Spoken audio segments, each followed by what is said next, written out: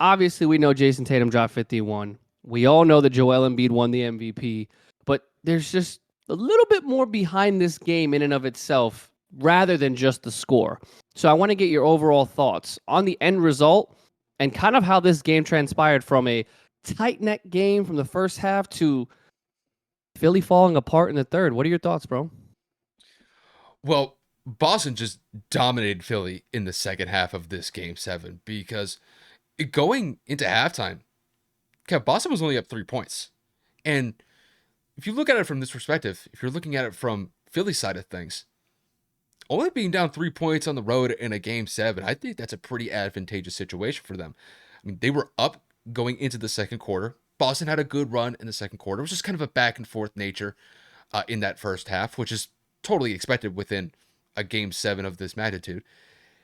And then it's as if Philly forgot how to play basketball in the second half of this game seven. Okay, if I remember correctly, I think the Sixers only scored like 35 to like 38 points in the second half. It was just a complete embarrassment from an offensive perspective with Philly. There was a point in time where the 76ers didn't score 1 point for 6.5 minutes in the third quarter. And in that time frame, you had Jayson Tatum on the Celtics just annihilate Philly defensively. He's getting a shot over here, 3-pointer. Another shot over here. It's another 3-pointer. He was just knocking down shots left and right, and Philly had no answer for Jayson Tatum.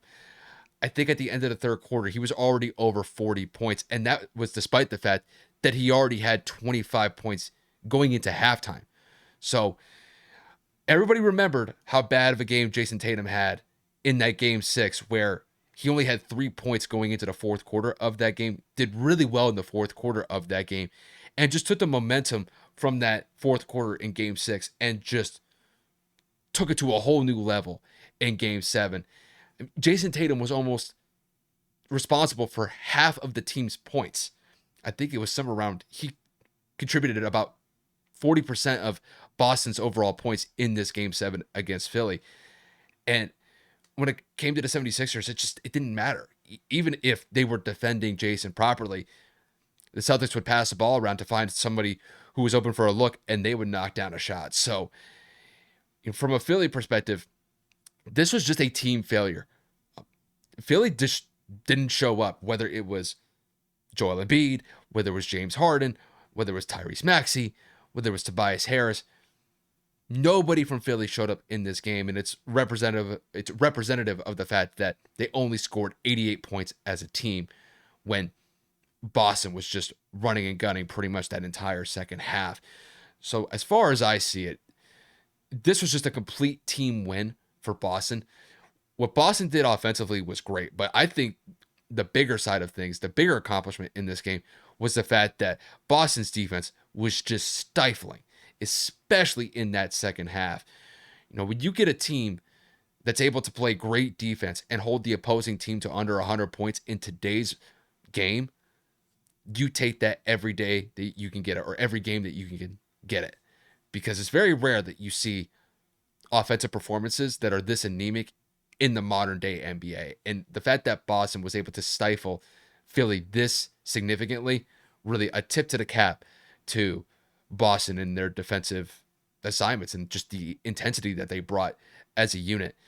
And, obviously when it comes to Jayson dropping 51 points, it's the most points scored in a playoff game seven in NBA history. He just broke Steph's record, which Steph had just set like a week and a half ago in that game seven matchup against the Sacramento Kings. And Jayson was only 3 points away from tying the Celtics overall playoff scoring record set by John Havlicek. I think he scored 54 points back when he was playing. So, pretty much it was Jayson Tatum's day. He took not only the team by storm, he took social media, took all of Boston by storm just with that performance, and Philly had no answer for it. Here's a part of me that kind of feels bad for Doc. I understand that Doc's had some pretty bad luck when it comes to these game seven in the playoff format, and unfortunately he has to suffer probably one of the more embarrassing losses that he's had in his coaching career. And honestly, I don't know if I could really blame him whatsoever in this game. Philly was in this in the first half, and Philly got on a massive cold streak. They went ice cold in that third quarter. And, once Boston got up 20 plus points, it was pretty much a wrap at that point. So, with the result being what it was, with Boston winning by pretty much 20, 25 points, they're moving on to the Eastern Conference Finals where they'll face the Heat. I believe that series starts on Wednesday, if I remember correctly. Yep. It should be a very interesting matchup between the Celtics and the Heat. This will be the second time that these two teams have played in the Eastern Conference Finals in the last 3 years. So the last time that they played was in the 2020 season where the playoffs were played in the bubble at Disney. So it'll be very interesting to see these two teams go back at it. But really, just to wrap this up, I don't think you could have gotten a better performance from Boston in this Game 7. And when it came to Philly, this is a nightmare scenario.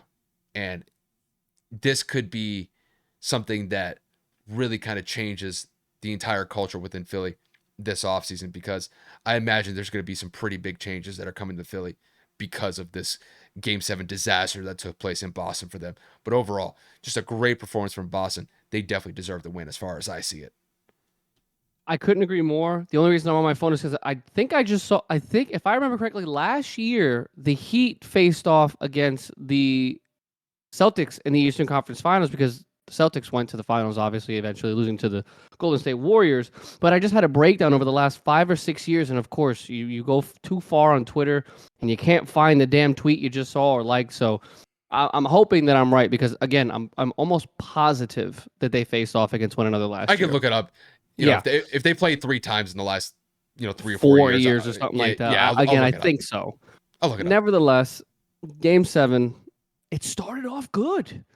I mean, like Kyle said, 3-point game, obviously, Joel struggling from the field as a whole. Obviously, Tyrese Maxey struggling. Everybody's kind of struggling, but it's still close. Jayson's got 25 at half.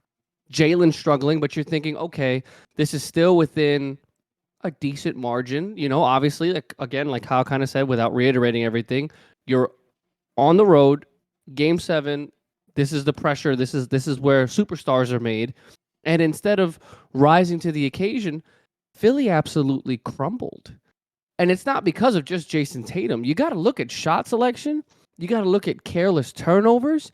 You have to look at bad fouls. I mean, overall, Philly's body language, their presence, their overall kind of aura, it was just sucked out of them, man. Their soul just left once Jayson hit 2 or 3 threes in a row. I was texting Kyle, this performance, crucify me if you will, was very Kobe-esque because he didn't stop shooting.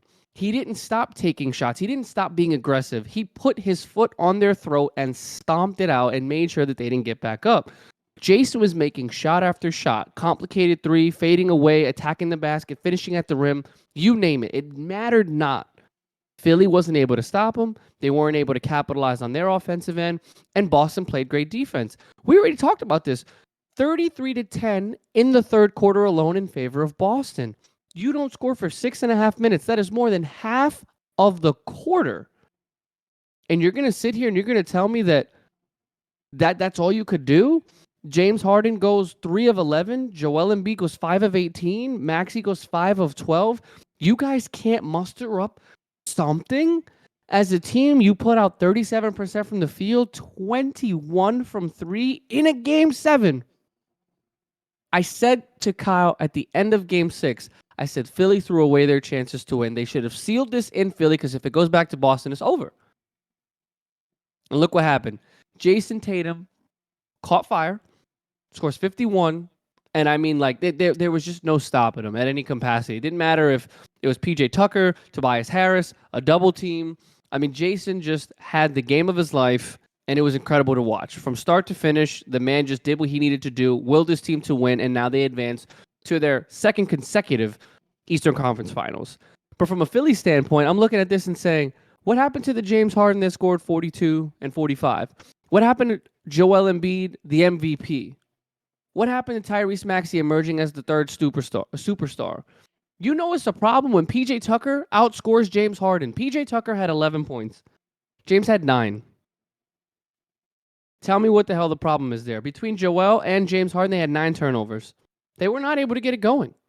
I tell everybody, Every single year, James Harden's in the playoffs. He will never win a ring.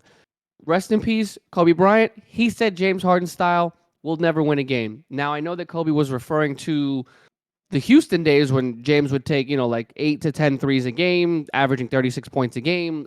We understand that. But how James plays the game and just putting up ridiculous shots, contested shots, body language, kind of giving up, lack of defense, lack of effort when things don't go his way.